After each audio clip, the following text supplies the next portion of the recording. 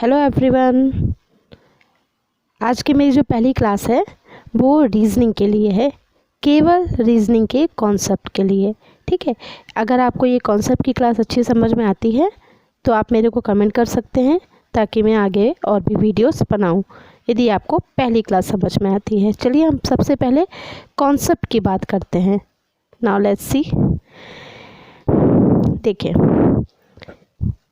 ये कॉन्सेप्ट के लिए सबसे पहले आपको अभी क्या करना है, जैसे अभी आप देख रहे होंगे मैंने अल्फ़ाबेट्स लिखे हैं ABCDEFGHIJKLM। ओके, एंड नाउ उसके आगे आप देख रहे होंगे रिवर्स में मैंने बाकी के अल्फ़ाबेट्स लिखे हैं। यदि आप लोगों ने इसके पहले कभी रीजनिंग पढ़ा होगा तो आप लोगों को पता होगा, और ये अगर नहीं भी है तो कोई बात नहीं, ये उनके लिए एक प्रीलिमिनरी क्लासेस है।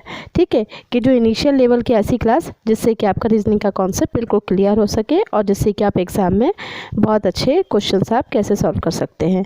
सबसे पहले आपका जो रीजनिंग के लिए जो मेन बात है, जैसे मैंने रिवर्स में आपने देखा होगा मैंने एक पेयर बना के मैंने अल्फ़ाबेट्स लिखे हुए हैं। कितने अल्फ़ाबेट्स होते हैं? 26 को 13 ऊपर 13 मैंने नीचे लिखे हैं, बाकी का 13 मैंने रिवर्स में लिखे हुए हैं।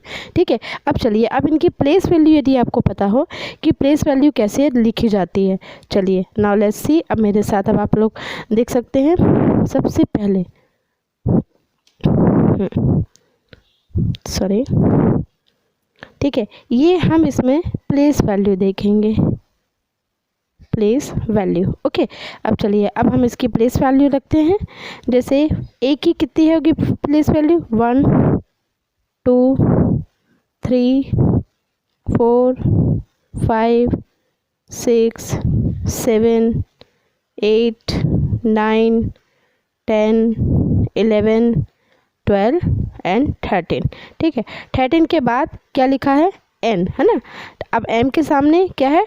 एन। ठीक है, तो आपकी प्लेस वैल्यू ऐसी रहेगी एन की 14 15 16 17 18 19 20 21 22 23 24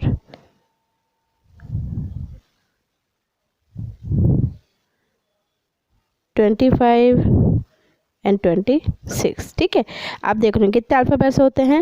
26। ऊपर कितने हैं आपके? 13।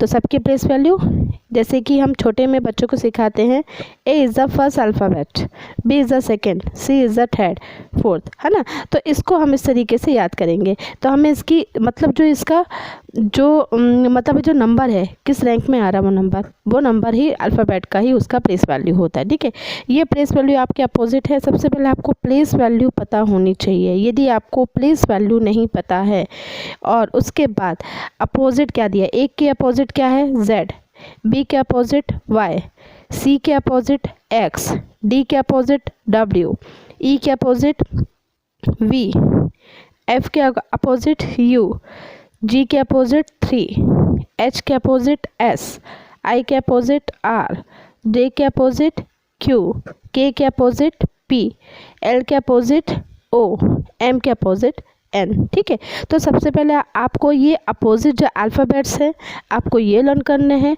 और साथ में इनकी प्लेस वैल्यू। ठीक है, इसके बाद ही हम कोई ना कोई एक जो इसका प्रॉब्लम है या हम इसका एक कोई भी क्वेश्चन है वो करके देखेंगे। लेकिन इसके पहले आपको इनकी सबकी जो प्लेस वैल्यू है, K11, Z10, I9, H8, G7, F6, E5, D4, C3, B2, A की तो 1 सब जानते हैं, Z26, X25 sorry Y25, X24, W23, V22, U21, T20। T20 को आप कैसे याद रख सकते हैं? वो जो टेस्ट सीरीज़ होती हैं आप T20 से याद रख सकते हैं। S19, R18, Q17, P16, O15 and N14। ठीक है, प्लेस वैल्यू याद करने के लिए क्यों बोला जा रहा है कि यदि जहाँ एम है हम वहाँ एन लिख सकते हैं, जहाँ एल लिखना है वहाँ हम ओ लिख सकते हैं, जहाँ के है वहाँ हम पी लिख सकते हैं, जहाँ जे दिया है उसको हम क्यू लिख सकते हैं। और जब हम इनकी यदि इनके अपोजिट जो अल्फ़ाबेट्स हैं अगर हम लिख सकते हैं तो जाहिर सी बात है कि जो इनकी प्लेस वैल्यू है, अगर जे की प्लेस वैल्यू जहाँ 10 है तो वहाँ हम 17 भी लिख सकते हैं।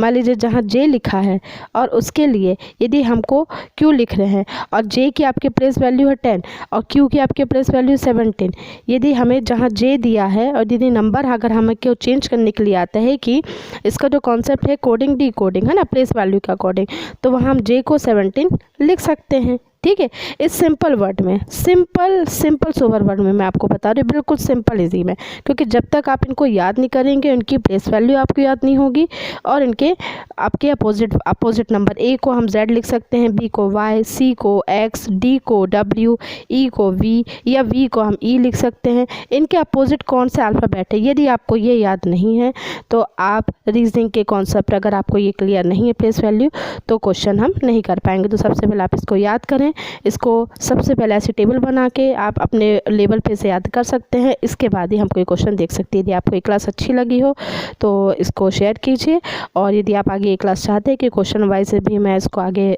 कंटिन्यू करूं तो आप मेरे को प्लीज़ कमेंट करें और लाइक करें। Now take care, bye bye.